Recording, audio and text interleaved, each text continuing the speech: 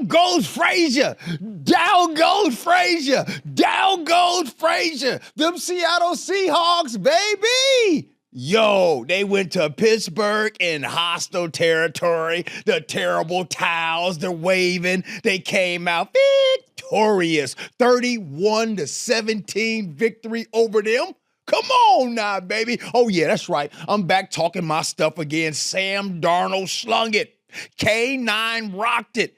And Cooper Kupp, y'all must have forgot, and you already know JSN is the best in the world. I got so much for you in this episode. Let's go.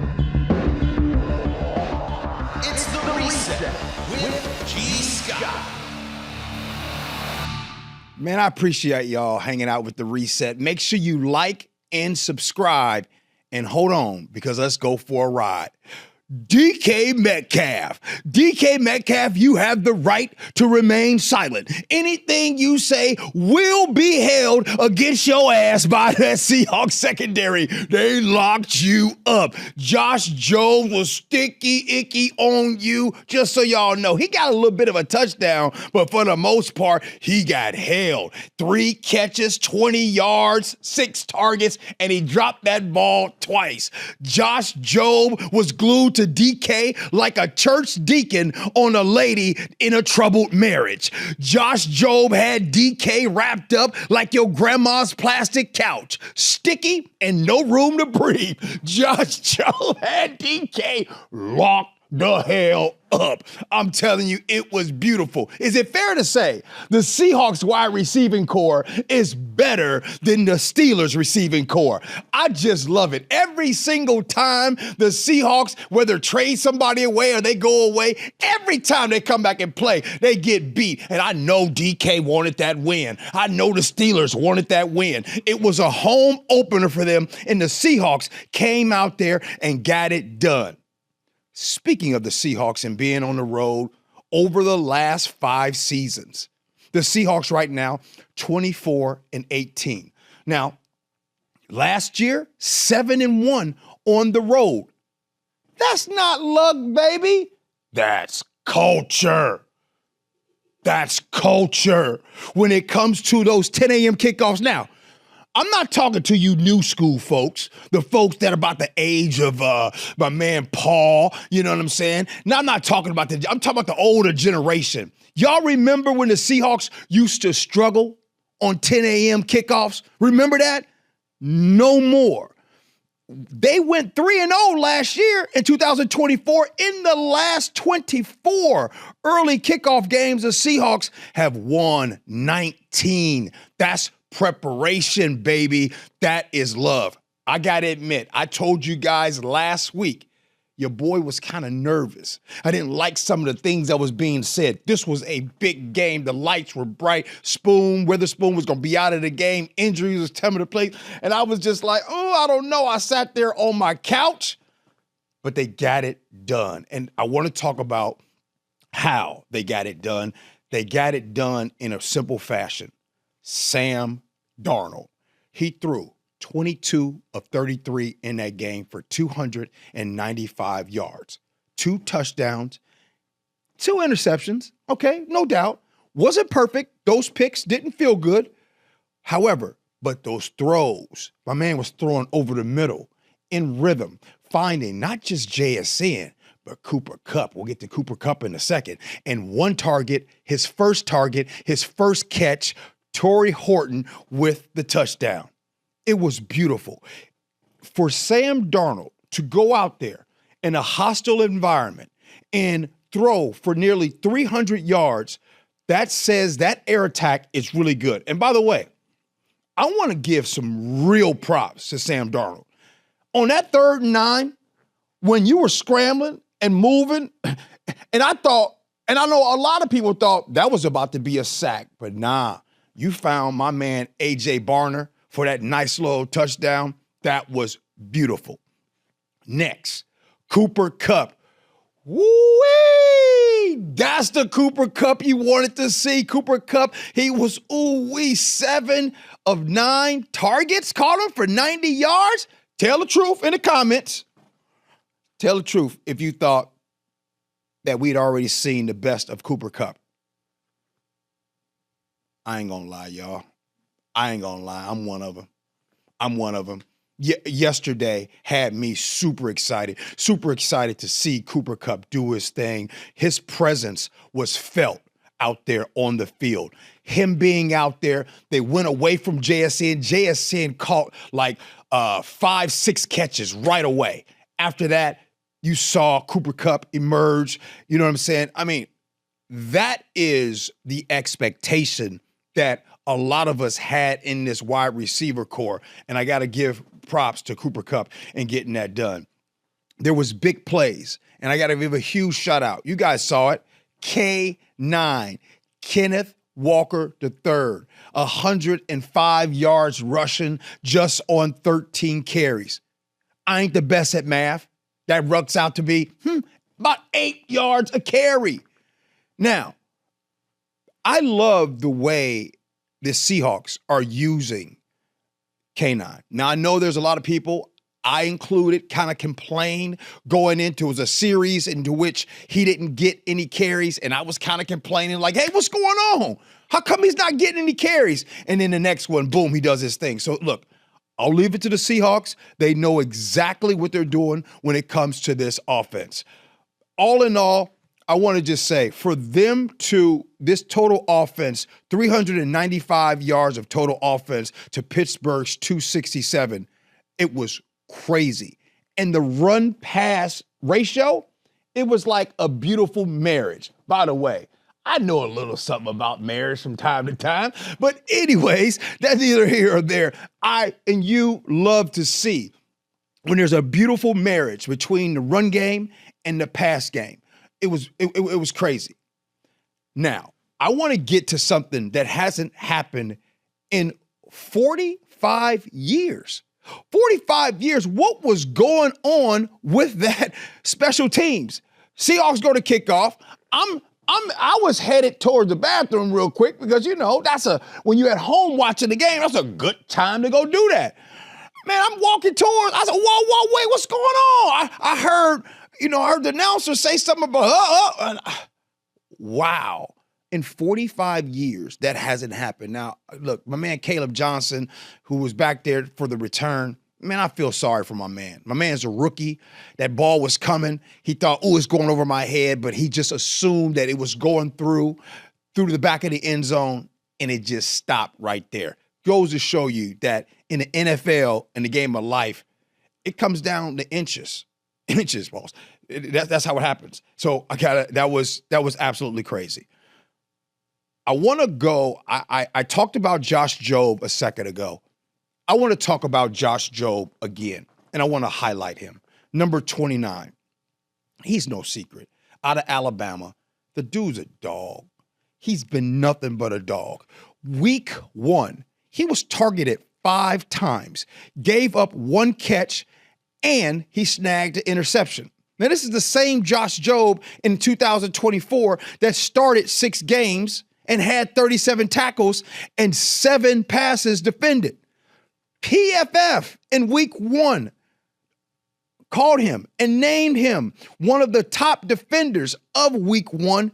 Right now, it is the world according to Josh Jobe, baby. I love everything that he is doing. I love the assignment. Last week, there was a lot of people putting heat on Reek Woolen. Fair. Please give Reek some love on that game-saving tackle because of that tackle, the Steelers are in the red zone and they go on to throw that interception. So Reek Woolen does not give up on that play, and he comes from behind to make that tackle, which there was a slew of many missed tackles. I want to make sure that I give Reek that love. But going back to that special teams muffed kickoff recovery, what a momentum swing. And it goes to show you that when it comes to the 3 phases of the game, offense, defense, special teams, huge. One of the things that Mebane talked about when he was talking about his keys to victory, he talked about run game, right? Running the football. He talked about causing turnovers, okay? The biggest thing he talked about was winning on 3rd down. third down conversions, red zone executions. Now, against elite teams, those things are going to matter if you want to be playing deep into January. I think the Seahawks did a lot better. I definitely are doing better when it comes to the red zone and getting it done. Shout out there. One of the things that I have not seen on social media, and we only see talk about the offensive line when things go wrong. We need to talk about when things go right. Shout out to the pass pro, the pass protection to the offensive line. Now, granted, it's going to have to clean up. It's going to have to get better. Sam Darnold was pressured a lot of it, you know what I mean? But he did have some times. We had some clean pockets, and I talked about it earlier, how Sam Darnold, he made the best out of everything. So shout out to the offensive line. You guys still got it done. They got a victory on the road. Somebody hit me up last week, and they were upset with me by calling for that game against the Steelers to be a must-win game. And I want to slow down for a second, and I want to really give an explanation as to why I thought this was a must-win game. Let me give it to you. Number one, the Seahawks lose that game. They're 0-2. And they're not just a normal 0-2. They are an 0-2 Monday, Tuesday, Wednesday, Thursday, Friday, Saturday of people constantly reminding them, telling them they're 0-2. Now, is it over for a team when they're 0-2? No, it is not. However, there's a lot of new pieces with this team. And when you have a lot of new pieces, sometimes you don't have a lot of instilled. I'm not saying that the Seahawks don't have leadership, but I'm saying things are new. You have a new offensive coordinator. You have a new quarterback. You have new guys in that wide receiver room, right? So there's things that are new, right? And when you go into, and what I've been told by players, when you go into a season, you're 0-2, the practices are different. How you go about the week is different. The media is different. The fans are different. There's just real intense pressure. So for them to win that game, all they did is they took off the pressure. Look at how we're going to be now talking about this team leading up into the Saints game on Sunday. And by the way, this Thursday, we will be talking about the Saints and what to look for in that game. But more importantly, that was a big win.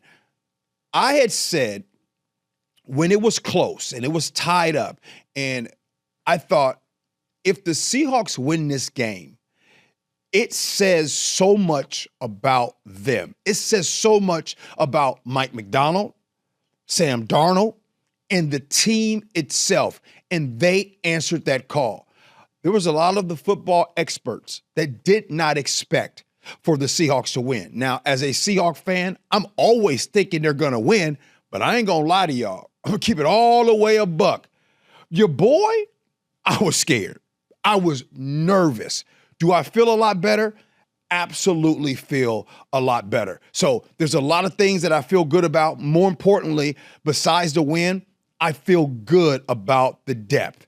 Witherspoon missed in that game. However, you saw the emergence of depth inside of that room. It's crazy. And I'm telling you, when your depth ain't tested on your best day, it's tested on the day that you least expected, baby. I'm telling you, it got tested out there in Pittsburgh, and love that win. I don't know what was better. I can't stand the Steelers. I can't stand Aaron Rodgers. And DK got locked up.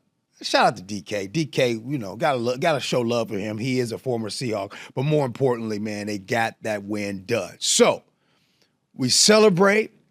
Enjoy it, talk about it constantly, but I'm looking forward to going into this week, continuing to talk about the goodness that is happening with the Seahawks, and it's crazy. Now, going forward, so far, are there any concerns that you have right now with this team? And I want to be very transparent because I'd like to think as we go along this season and we talk about things, I'm going to share with you sometimes if there's things I'm excited about, which I just spent the last 10 minutes telling you what I'm excited about, but I'll also tell you about concerns. And my concern is I truly believe for the Seahawks to do what we all want them to do, I would argue and say probably one of the most important pieces to that offense is K9. K9 is that. He is all that.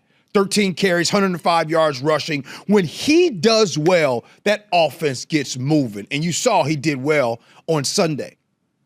My concern, can he hold up the rest of the season? I don't know. We will find out. I'm hoping so. I know the energy around that is so that he does make it, but I have real concern about him being out there. So does that mean that they kind of slows down a little bit and they kind of limit his carries? I mean, 13 carries for a star running back like K9, that's not that bad. So I'm a little nervous about those, the health of my man. Hopefully he sticks it out. So we'll see what's coming up. So next up, we got the Saints at the crib. Come on now. The Saints, Lumen Field is going to be rocking this Sunday. And then you go on the road. Going on the road and being 2-1 will be huge. Coming up in this game, you know we need to protect Sam Darnold continuing. You need to make sure you feed a healthy K9. I do believe that the Saints coming into town will be a very hungry Saints team. Brandon Mebane and I will, before Thursday, we'll get a chance to sit and watch the All-22 of the Saints. We'll also watch the All-22 of what happened with the Steelers, but more importantly with the Saints. That's going to be a hungry 0-2 team, right? Like, that's the thing. When a team is 0-2, man, the sense of urgency is up. They are coming to town. They're going to bring the pressure, no question. So the big question will be, what's more critical? The defense solidifying or the offense finding consistency? Do you feel that this Seahawks offense is getting and are remaining consistent? Because if there's one thing that I will say, I felt that they are. I felt finally they found a groove in that game out in Pittsburgh. I was already saying and arguing a little bit against the Niners. I felt and thought that the Seahawks offense, the starting offense, should have had more than one series in the preseason. They were a little rusty. And I think that when you start talking about game reps, you saw that in Pittsburgh. And I'd argue the second half, you really saw it. Shout out to the Seahawks in that first drive of the game to go out there and score. As a matter of fact, correct me if I'm wrong, the Seahawks have not opened up with an opening drive touchdown since, I think, December of 2023. So that, to start a game off like that, was crazy. Road warriors is what I call the Seahawks, and they continue to have to be that way. I think we also saw a wide receiver room that is growing, and they did use the tight ends a little bit. Shout out to them as well. So overall, it's good news. Like, we can dissect things, we can talk about our concerns, but you want to know what cures all? Winning. Winning cures all, baby.